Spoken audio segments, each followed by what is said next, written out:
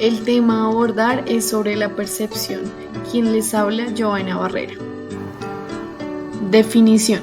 La percepción es aquella acción y efecto de percibir en todo sentido. Hace alusión a todas las impresiones que pueden percibir un individuo de un objeto a través de los sentidos. Dentro de ellos está la vista, el olfato, el tacto, la parte auditiva y el gusto. Fases de la percepción. Está la estimulación, que es la primera fase y esta da cuenta de nuestra percepción que se detecta con un estímulo particular. Está la parte organizacional o de atención. Una vez esté detectado ese estímulo hay que organizarlo y tratar de reconocerlo. Luego está la parte interpretativa o evaluación. Esta etapa está muy ligada a las experiencias de cada ser humano. Y por último está lo de la memoria, que cuenta con alguna experiencia o vivencia del ser humano. La percepción cuenta con diferentes fases. La primera, la transducción. Esta primera fase trata de un proceso de transformación de energía que procede del entorno, convirtiéndola en energía eléctrica a través de los receptores sensitivos. Segunda fase, procesamiento neuronal. Una vez transformada la energía eléctrica, esa energía presente del entorno mediante esos receptores sensitivos. Dicha energía ya se puede continuar su curso a través del sistema nervioso, enviando señales hacia las neuronas cerebrales. Cuando hablamos de la parte de la percepción, esta es consciente y se forma a través de toda la información que llega al cerebro. Está la etapa del reconocimiento, es toda la parte perceptiva que se compara gracias a la memoria del cerebro, con algunas categorías ya existentes en nuestro sistema. Está la parte de la acción, que son aquellos movimientos motrices, pueden ser de cabeza, de cuello y fijando a una misma dirección. Gracias a esto, nuestro cuerpo puede sentir y percibir. Dentro de ellas está el conocimiento adquirido previamente y este se encarga del almacenamiento que tiene la memoria, que puede hacer de manera perceptiva con los diferentes estímulos del entorno. Está la parte del procesamiento, que se puede dar en dos posiciones, un procesamiento de abajo arriba y otro arriba abajo. Este se enfoca básicamente en el análisis de los elementos centrales de memoria y aprendizaje. ¿Sabías que? La percepción tiene varias fases, dentro de ellas podemos decir, a nivel visual, se percibe a través de nuestros ojos mediante imágenes. Está la parte auditiva, son aquellos sonidos escuchados como música, voces. La parte táctil es todo aquello que podemos sentir a través de texturas como la sensación y la percepción. Está la parte olfativa en aquellos perfumes, aromas, olores de nuestra vida cotidiana. Por otro lado, cuando hablamos de las estructuras subcorticales, estas representan un conjunto de formaciones neurales de característica diversa, ubicada en la profundidad del encéfalo, entre las cuales incluye el diencéfalo, la glándula pituitaria, estructuras límbicas y los ganglios basales. Esos ganglios basales se denominan actualmente núcleos basales. Para que el procesamiento subcortical hay 6 funciones prioritarias para hacer ese proceso: la parte perceptiva, el intelecto, la planeación, la memoria, la atención y aquellas emociones del ser humano. Dentro de esas funciones cerebrales hay unas superiores e inferiores. Estas son necesarias para el desarrollo y a la vez son adquiridas por el contacto que nos permiten hacer la parte perceptiva. Ahora bien, cuando hablamos de la corteza cerebral y su funcionamiento, la corteza cerebral hace referencia al estrato exterior del cerebro. Esta capa está formada por fina película de tejido nervioso que envuelve la superficie de los 2 hemisferios cerebrales.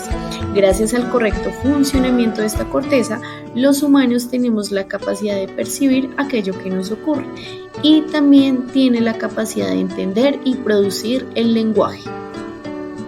Además, la corteza cerebral puede ser dividida según sus diferentes áreas funcionales, es decir, estas funciones o cometidos llevan a cabo cada una de estas áreas: la área sensitiva, motora o de asociación. El área sensitiva es la que transforma la información percibida por los diferentes sentidos: vista, oído, olfato, tacto y sabor. El objetivo de las diferentes zonas es donde se conduce patrones de reconocimiento y conducta mediante la asimilación de información sensorial. Ejemplo, si nosotros quisiéramos crear y pensar algo, también actúan dos áreas, la área motora y la área de asociación. La área motora está situada en una porción anterior de ambos hemisferios, es decir, lóbulo frontal. Y luego está el área de asociación, que son aquellas que hacen posible la existencia de las funciones mentales más complejas y abstractas. Así actúa el mecanismo de memoria y cognición del ser humano. Las anoxias es la capacidad para reconocer un estímulo familiar, pero ¿qué tipos de agnoxias pueden existir? Las vamos a ver a continuación. Definición. La agnosia se define como aquella incapacidad para reconocer estímulos familiares y atribuirles un significado en diferentes parámetros que encontramos. Sin embargo, no se produce por déficit sensorial, sino por la existencia de lesiones en áreas asociadas del córtex cerebral. Las agnosias visuales implican un reconocimiento visual alterado, así que nos impide reconocer objetos, colores o personas. Se dan en ausencia de defectos visuales y en presencia de lesiones en las áreas de asociación visual. Las agnosias auditivas conllevan una dificultad para reconocer el significado de los estímulos acústicos. Aparecen como consecuencia de lesiones en el lóbulo temporal del cerebro. Sin embargo, esas áreas auditivas están preservadas. Existen diferentes tipos de agnosias auditivas. La primera se puede denominar amusia, la otra son no verbales y un reconocimiento verbal. Agnosias somatosensoriales conllevan una pérdida de la capacidad para reconocer las cualidades físicas de un objeto mediante el tacto. Asimismo, implica la dificultad para determinar su peso, su tamaño, forma o textura. Según Wernicke, en 1885, es una lesión que se causa en la corteza asociada al lóbulo parietal.